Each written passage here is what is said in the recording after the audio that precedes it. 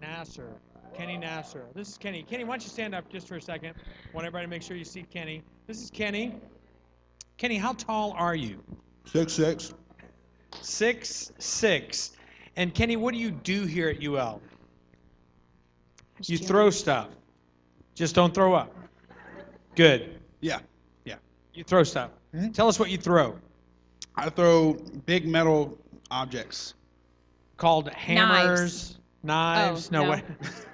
Shot put, discus, hammer, weight. Oh. You name it, I basically throw it. How many of you have you ever been to a track and field event? You ever been to a track and field event? Okay. All right. So this spring will be the spring season, and you will not have a meet here at all because you guys are in such high demand other places. Oh, okay, gotcha. Oh. All right. Hey, just how about a big hand for Kenny? Yeah. How about a big hand Big for Kenny? hands. And I just wanted to point that out because this is the first time I've ever seen the top of his head, and True. look down on him. So Mhm. it's actually you It's got a full good. head of hair. You picked your parents well. That's good. So Kels, we got stuff going on today. Well, first of all, welcome you to the very last free meal of the 2013 fall semester. Ah, I know it's kind of a bummer, huh? It is. But fret not because Fret not. there's all kinds of great things happening. There are. Number one, tomorrow one. night, 7 o'clock. Tomorrow night, 7 o'clock, right here, actually, in this building, we will have our very last Thursday Night Live of the 2013 year. Ah, yeah. But, so, make sure you understand, right here in this building, not at Wharton. If you go Correct. there will only be stressed out nursing students just pulling their hair out and studying and stuff. Maybe. We're not even sure if they'll be there. And one janitor saying, "Don't go in that bathroom." Yeah, get out of here. So right here in this building, right here, we're going to transform this room. It's going to look totally different from Free Meal with a Message. Correct. Thursday Night Live here. Right. Full worship band, the whole bit. You don't want to miss it. It's going to be a great time, 7 o'clock tomorrow night. Awesome. Right. Hey, so then actually classes finish up Friday. So I believe your last classes of the semester are this Friday? Yep. Yeah! Yay! And then, man, the best week of the year. Best week of the year. Referred to as Finals week. finals week or wear your pajamas to school week. Yes. Right? Or don't shower for a week. Right, exactly. So Monday, first day of finals. Uh-huh. Monday around 11:59 p.m. 11:59, which Almost is midnight. It's almost midnight. Almost midnight. There will be a pancake breakfast in honor of this wonderful week called finals for the students that are up studying, and it'll be right here in this room. Really? So the almost midnight How pancake much? breakfast. How much are the pancakes? Well, actually, in the past they would charge like 10, 15 bucks. Yeah, per because- pancake. Per pancake because they're 75 incredible. cents per topping. Right. And all the toppings, I mean, fruit, the whole shebang, orange juice, all that. And it would used to be around 15 bucks or whatever. However, for this semester only, if you get here and you're among the first 400, absolutely free. Wow. Absolutely free. So What a deal. I know it's So all it's I an have to do incredible is deal. just come from the Just- library Just come from the in library. a zombie-like state, Correct. line up Coffee right bar out will be here, open. and eat hot free pancakes. Hello. And then what else is anything, any Well, kind of just entertainment for or anything? fun, there are students that are delirious and they feel like they have talent, and they will stand up. But they here and they don't. And you have to witness it to understand that. But they will get up and sing some karaoke songs. Wow, right Yeah, here. Right here. Awesome. 12 o'clock. 11:59. 11:59, Almost 11:59. midnight. Monday. Pancake breakfast. So that's awesome. And then for those that like to dress up the very next day, we have a little thing called the Christmas. Oh, the Christmas soiree. Yeah, $20 at the Petroleum Club. We're gonna play White Elephant, the White Elephant gift exchange. So that'll be fun. And maybe sing some Christmas songs Yes. and listen to our seniors say goodbye. So it'll be a very nice evening. So And it's your excuse to shower during the week. Right, So it's like your exactly. midweek shower. Yeah, so dress up, Petroleum Club is going to be great, all that kind of stuff. So we do have a lot of stuff going on. And then there's this event called Salt Yes, there is. Tell us There about is. it, Eric. Well, actually, it's going to be in Dallas, Texas. It's going to be downtown Dallas at the Sheraton. Wonderful hotel, over 1,000 students, and they're from all over the southern part of the United States. And world-class speakers, worship time. It's just phenomenal. So if you're contemplating going to SALT, Contemplate no more. Right. Just do it. this is the week to do it. You need to get online, register. There's a down payment, $50, something like that, Yeah. to hold your place at the early bird special Yeah, rate. so you don't even have to have all the money right now. Just 50 Right. bucks, and then you can pay the rest when you get Get there. So it's online, pretty register, legit. and you want to do that. Hey, Kels, I don't know if you know this or not, but also Saturday, it was the best of times and the worst of times. I should start. It was the worst of It times was the worst of and, times and and the the best worst of of times. times. So UL lost the game, football game Saturday. It was really kind of unfortunate. We're just not sure what happened. No. Other than the fact the other team had more points. But Yes. but we're not really sure how that happened. But in the locker room afterwards, UL was invited to go back to the New Orleans Bowl in New Orleans, December 21st. And it was also announced yesterday that Tulane will be the opponent. So UL, Tulane in the New Orleans Bowl, December 21st. So gonna be very fun. there's going to be a block of tickets being purchased from Chi Alpha. So if anyone is interested in going to the game, want to sit with the Chi Alpha folks, because it's a Superdome, it's not Cajun Field. You Right. can't move anywhere about the building that you Right. want to. Right. They have you Gotta sectioned have a off. seat. Right. You have to have a seat. And so if you're interested in being a part of that, go on Facebook, the Chi Alpha group. And, Tickets are like 50 bucks. there's something like 48 bucks, something like Yeah. that, 48, 50 Be bucks. prepared Yes. for that. Yes. So if you want to come, be a part of that, boom, boom. How's that sound? Awesome. I love it. Great. Good. Hey, you guys having a good day? Oh, man, guess what? Today's meal was provided by Chi Alpha. Chi Alpha. Because, so, There's a blank. Yes, yes. Thanks to fill in the blank for the meal. Yeah, and so there were no sponsoring entities today, and so Chi Alpha sponsored that.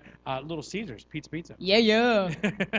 Hey, we're gonna play a little game. Anybody want to play a little game? In honor of our last free All right, let's meal. play a little game. Let's play a little game. I'm looking for somebody from the state of Louisiana. I'm looking for someone in the state of confusion. I'm looking for someone from the northwest part of Nope. the state of Louisiana. I'm looking Northwest for someone part. who graduated from a school in the Shreveport area.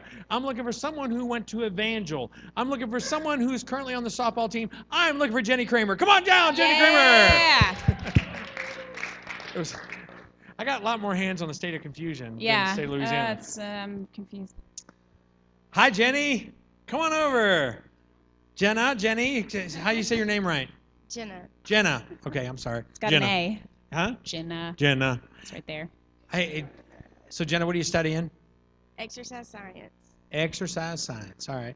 Suddenly I went in my Northwest twang. I'm sorry. So exercise science, how far along are you? Not very far. Not very far. If I'm not mistaken, you just transferred here from Washington Washington State or University of Washington? University, Washington. Yeah, and they're the Huskies. The Huskies. Huskies, right. And the colors are? Purple and gold. Really? Okay, really? You made a good switch. You made a great switch. Hey, so what was one of the leading factors for you transferring? To here. Yeah. The softball team and here. I loved here when I came and visited. Did you? hmm But how'd you sign and go play up there? Just because?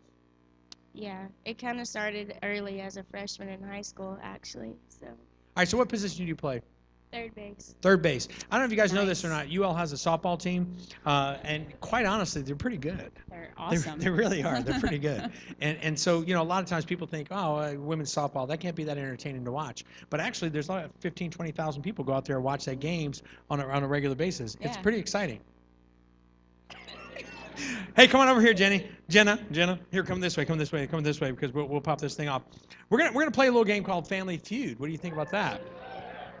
And this is a real easy game. You get to type it in and all that kind of stuff. Are you nervous? Yeah. I mean, you compete in front of people all the time, so it's no big deal, right? No. Okay, good. All right, batter up. Here we go. So what I'm going to do is I'm going to press this button here, and we probably should have some. We should have some. Oh, Yes, we have Family Feud music. Isn't that awesome? that's pretty awesome. Jenna Kramer, come on down. No, that's a different show. Hey, so Family Feud. Thanksgiving, you were with family, Anybody have a fight in the family? No, No fights? Everybody gets along? everyone gets along. Who's your favorite sibling and why? Dang. Oh, this is streaming on the web. And your family's watching. My favorite sibling? I can't say that. I have 2 older brothers that I love equally. Okay, then who's your favorite brother? Probably Dan, because he actually works out with me and stuff. All right. So you're committed. Dan, I'm so glad you tuned in today and not the evil other brother. Okay, so here's how we play. I'm going to press this button, and you're going to be E.T. It's time to play. And you're going to be playing someone who's in the back room there. You're not going to be able to see them, and you're competing against them. So you're E.T. and you're playing Jennifer. She's in the back room Let's over there. start the first And then, round. boom, they're going to give you a question, and you have to type in. You ready? Top Get your 5 fingers ready. answers are on the Have you ever board. played this game before? Okay, What's great. your Name answer? something a farmer has on his farm that he might end up eating. There it is.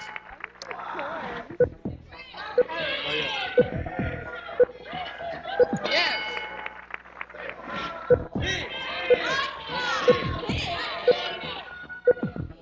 There it is. Go, Kenny.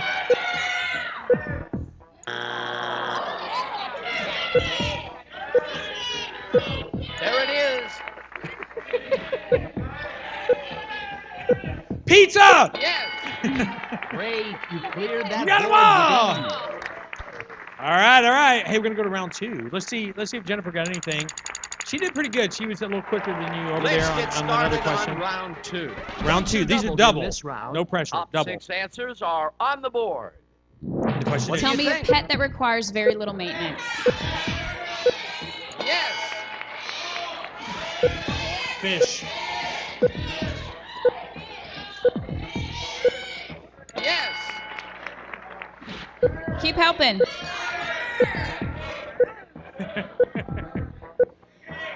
It's there. Yeah. Lizard. Cockroach. If you're from the West Bank.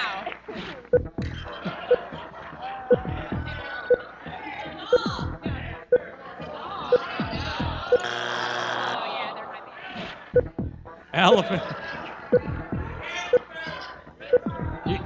Turtle. Yeah. Yes. Good Oh job. man, That 100% board with again. See what Jennifer did over there. Ooh, Jennifer got some points that time. Round Still beating 3. her, though. Tight. Points are tripled in Points this are round. tripled. Top 6 answers are on the board. Question is, What do you Who think? makes the best burgers?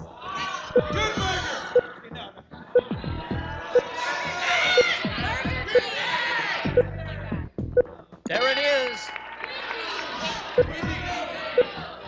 There it is. There it is. Yes.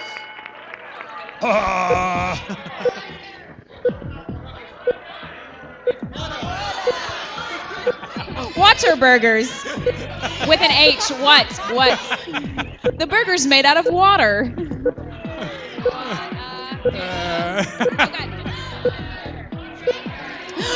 One more second. That's okay. You got the top 4, so that's a lot of points. Wait, you can do it again. Whataburgers. Yeah.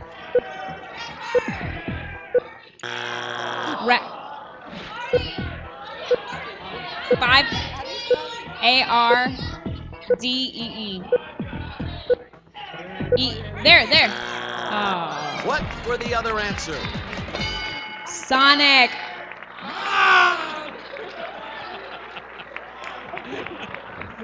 The real answer is Twins Burgers on Are the Johnson winner. Street.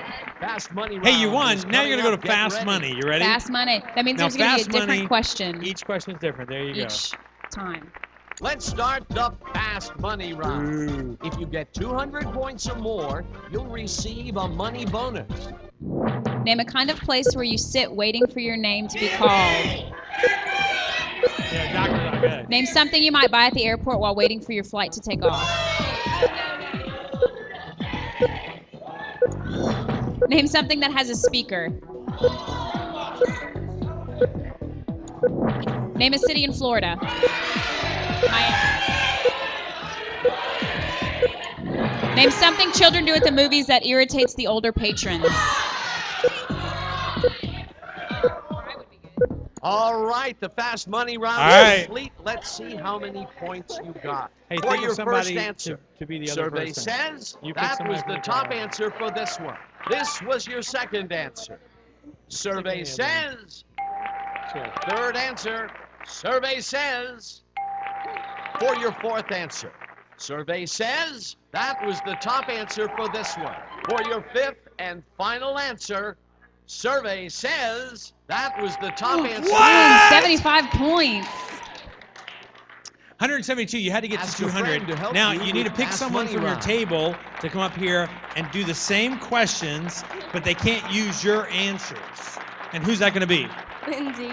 Lindsay, come on down, Lindsay. Yeah, you can stay right here behind her, and you can yell out stuff in her ear, make her really nervous. Come on around this way, Lindsay. All right. All right, Lindsay. Here's what we're gonna do. You're gonna do the same thing. Lindsay, give your full name. Victoria Lindsay Shapiro. Oh, that's good. So why do you go with Lindsay? I like Victoria. I don't know. My parents just call me Lindsay. Lindsay, where are you from? Walker. Walker, Louisiana. It's right next to Hammond. Where you go to high school? Walker High. Walker High. All right. That was a good one. All right. All right. Let's see. We're gonna get off of there. Oh, there we go.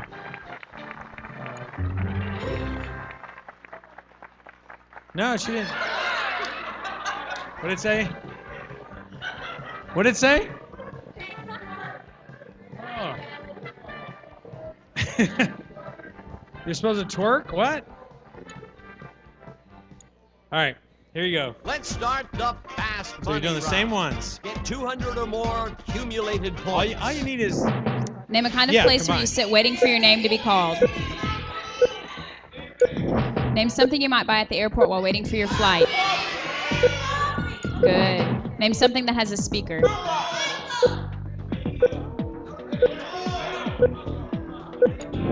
Name a city in Florida.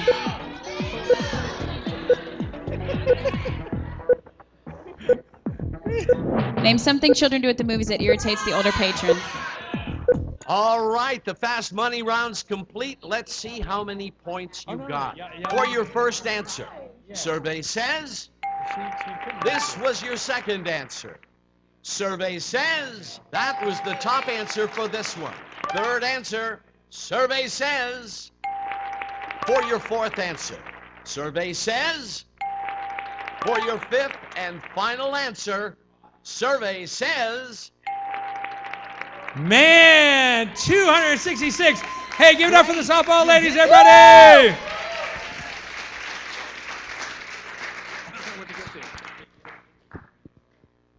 All right, hey guys. For our very, very last free meal of the year of this 2013, I would like to introduce to you Miss Miranda Taylor. Give her a big round of applause. Hi, guys. How are y'all? Yeah? Hey, how was Thanksgiving? Yeah? Is anybody glad to be back from home? Yeah? No? Maybe? Kind of? Would you be more glad if it weren't finals next week? Yes. Hey, so did any of you go home and then it was like, man, it's time to go back to Lafayette because mom and dad are driving me crazy? Anybody? No? Maybe? Okay. Y'all are just nodding. Okay.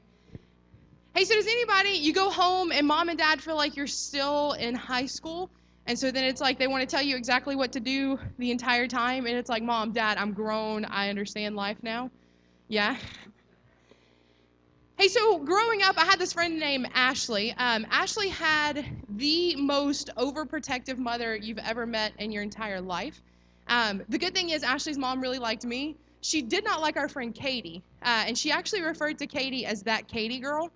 Did you ever have friends and mom and dad referred to them as like that friend or that whoever, and you knew it wasn't a term of endearment? It wasn't like, oh man, I love that Katie girl. It was like, oh, that Katie girl, she's there, you can't go. And so this is throwback to my, I want to say that was senior prom, like we were going out to eat or whatever. So the girl in the back with kind of a little tiara, that's my friend Ashley. with the crazy overprotective mom. So Ashley's mom would not let her do anything for the most part. In high school, I never had a curfew. My mom was one of those parents that was like, I trust you until you give me a reason not to. So I never had a curfew. But my friends had curfews, so then I generally showed up at home at the same time every night because my friends would have to go home, and then what am I going to do in Ruston by myself? Nothing. Nothing at all. So you go home. So we're hanging out at Deborah's house one night, and Deborah is not in this picture. We were hanging out at Deborah's one night, and we decided, you know what, we should go roll or TP, whatever you call it, our friend Chase's house. But the problem was, Chase lived on the north side of town. Ashley lived on like the southwest end of town. And so Ashley knew she was going to be past curfew if she went with us. And so was, I think, Emily, a couple of the people. And so then they decide, oh, we should call home and ask if we can extend our curfew tonight. And so everybody gets on the phone. They're calling mom. Hey, mom, can I stay out late? Well, I think for some reason everybody else is calling mom. I should call my mom too, right? Even though I have no curfew, but it's just like apparently this is what you have to do. So I call my mom. I tell my mom what's going on. Hey, mom, I'm going to be home late. We're going to go roll Chase's house. I'll be back later. And my mom goes, oh, okay. What did you call for? I was like, I don't know. Everybody else was calling home. See, the thing is, the other component to that story as to why my mother was not upset is my mom was a teacher for like 20-something years. She just retired. And during that period of time when I was in high school, she and her teacher friends would get together at least once a month on a Friday night. And whatever teacher friend did not show up, they would go roll their house. True story. My mother rolled more houses when I was in high school than I did. So anyway, so Ashley's on the phone with her mom.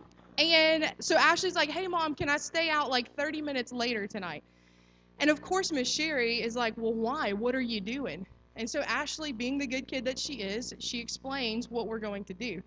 And she's still got like an hour before like original curfew. And her mom was like, no, you come home now. Like, you come home now. You're past curfew now. You get home. And it's like, mom, I still have an hour. But her mom was this crazy overprotective mom that just, man, she wanted to shield her daughter from everything in life. Does anybody have parents like that? Or you know parents like that? How about that? You know a parent like that? Yeah, and really, your thought is, mom just doesn't want me to have fun. You know, like, mom is trying to ruin my life, does not want me to have any fun. She hates me for some reason, and this is how she punishes me. But really, if you talk to Miss Sherry loved Ashley, like, loved her like crazy, and really what she was trying to do was protect her. I think as we get older, we kind of start to understand our parents' philosophy, and so then it's like, oh, okay, well, mom and dad were really looking out for me. But in the time, you don't get it. And at the time, it's like, no, mom and dad hate me and are trying to ruin my life, right? So I was the good kid growing up. I have 2 older brothers. I was the good kid. So I didn't often get in trouble. I also have this just innate desire to follow the rules. I don't know what it is. You can give me rules, and I'm totally okay with it. Authority figures, I'm totally fine. I don't rebel. I don't buck at it. I'm totally okay for some reason. It's just who I am. I know that there are people that it's like the moment you set a boundary or a rule, they have to they have to go against it. It's like challenge accepted, game on, you know, I'm going to break the rule. That's not me. So I didn't have many instances with mom and dad where we really clashed. However, so this is Daddy-O. Daddy-O, and this was just a couple of years ago, we were in a golf tournament together. So when I was probably 6 or 7, somewhere right in there, growing up, I grew up in a very athletic family. We were very sports inclined. Probably the number one sport in my household until probably my oldest brother hit high school was baseball. So like my dad still played baseball. Until I was probably in high school, my dad still played in some sort of league in our area and went to like the men's over 40 World Series a few times. I don't know. Like dad always played. And so then I have these 2 older brothers and they played. So then I come along and what am I going to do? I'm going to play baseball. Obviously, this is what my whole family does. And so they let me play t-ball. And then I think they let me play the league after that. Well, then in Ruston, the next league, they call it, you got to go up the hill because legitimately the field is like up the little hill. And so it's time for me to go up the hill and go into the pitching machine league, right? And so, I mean, this is a big deal. And my dad comes in my room one night right before the summer starts, and he sits me down and he's like, baby girl, we're not going to let you play baseball this summer. And it's like, what? Who are you? And what are you talking about? And then he looks at me and says, little girls don't play baseball. What is wrong with you, man? Do you not know me? And so, I mean, like, I am highly upset. Like, I cry, I pitch a fit. And Dad's thing was, it wasn't just that girls don't play baseball before you start hating my dad. It was that my dad was trying to protect me. Because in the pitching machine league, it gets a little bit more competitive. When my brother Bobby was playing, there was a girl named Adrian that was on his team. And so she was playing like pitcher, you know, like she stood beside the pitching machine with the coach. And so we watched one day as she gets nailed in the chest with a line drive, like knocks her down. I think it may have knocked her out for just a minute. That same season, my brother's friend Case, he was catching. Somebody slides into home, and then they have to take Case to the hospital because he broke his leg. And so I think these are the things that are going through my dad's mind as me, baby girl, is wanting to go into the pitching machine league. And so Dad's like, no, baby girl, little girls don't play baseball. And so he signs me up for softball. And no offense to the softball players, but I was like, I'm not playing softball. That's the dumbest thing I've ever heard. Like, I played baseball. So I played for a year and then I quit. It's like, I'll show you, Dad. I'm quitting softball. So then I joined the swim team because I had to do something. Anyway, so like I didn't understand at the time. I thought Dad's just trying to ruin my life, right? Like he's trying to tell me what to do, trying to ruin my life, won't let me do what I really want to do. But what he was really trying to do was to protect me and to guide me and to look out for my best interest. So there weren't many other times in my life that I really, Mom and Dad had to lay the smack down. This is my mom. This was a couple years ago at my middle brother's wedding. I look nothing like her. Look kind of like Dad, though. So there weren't many times that Mom and Dad really had to lay the smack down for me. However, it was really fun to watch Mom and Dad parent Bobby because Bobby was a totally different person, right? And so my parents divorced when we were in elementary school, but they still parented together. And so Mom would threaten, I'm going to call your dad. And it's like, oh, well, I don't want you to call Dad. Dad's the one that will beat me. And so I don't want you to call him.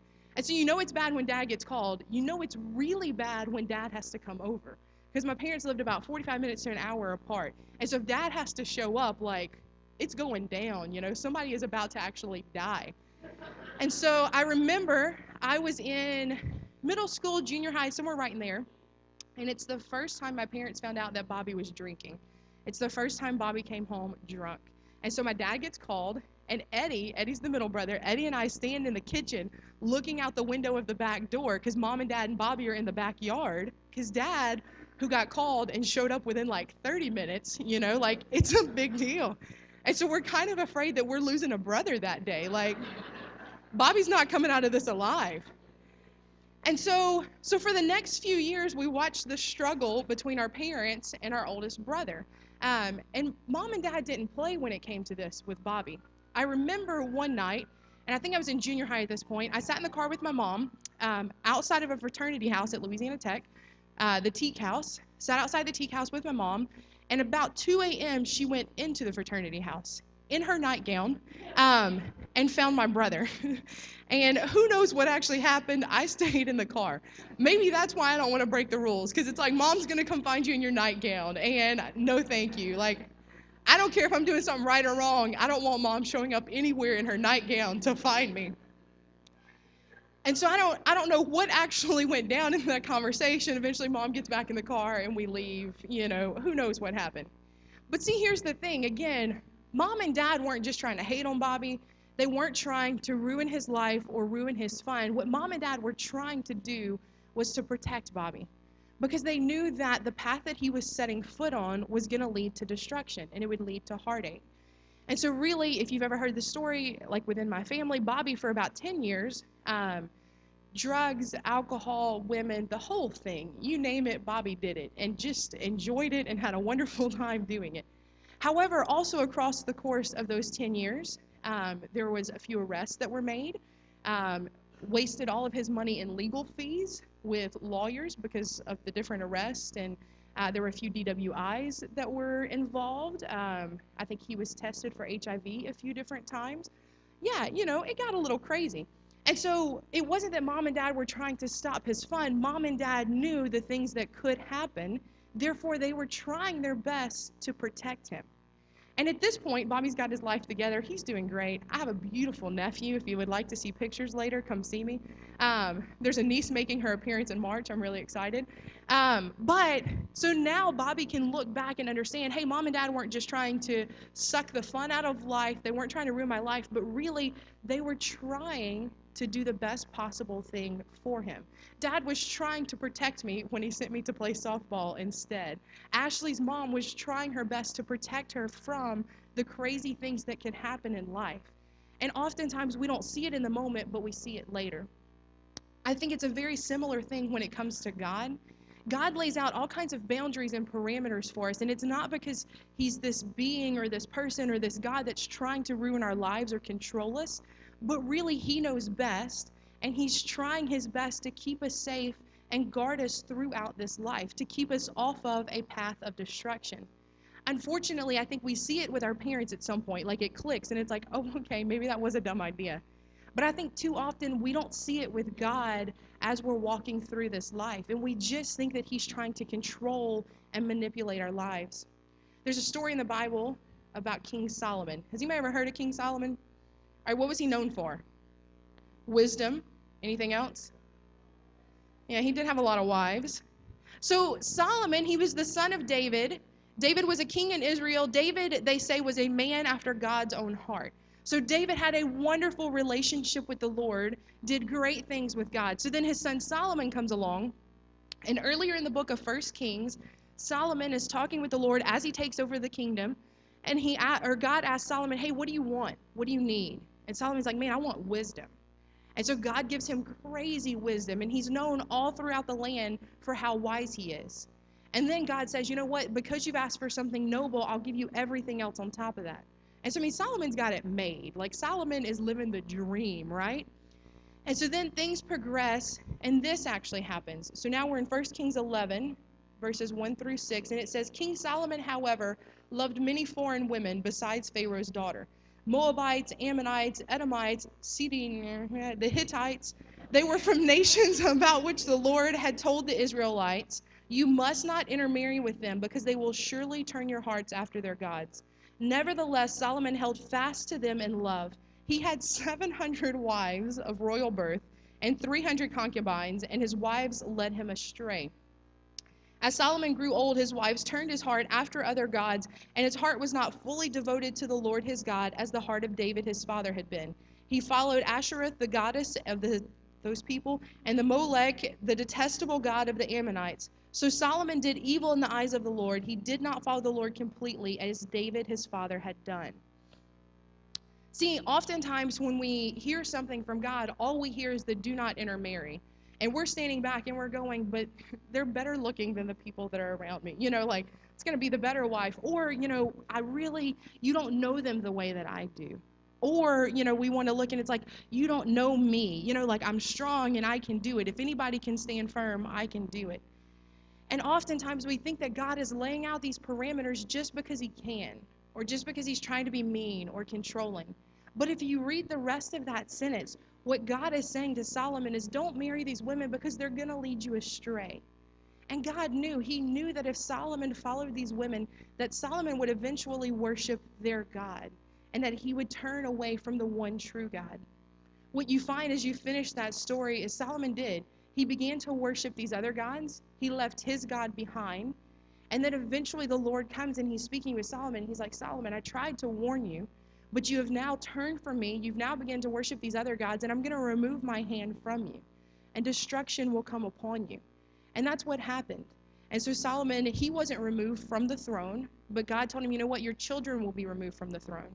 And God only left one of their descendants on the throne because he did have a promise with his father David. And so only one stayed on the throne after that, because God tried to warn him. There's so many things throughout the Bible that we hear, and it's like, man, you're just trying to be old school, or you're just trying to suck the fun out of it, or you don't know the culture that I'm in now, and things are different than they were back in the Bible. And we come up with all of these excuses because we just want to do what we want to do. And really what's going on is God is saying, man, I'm just trying to protect you. I know the destruction that will come out of the things that you're wanting to do.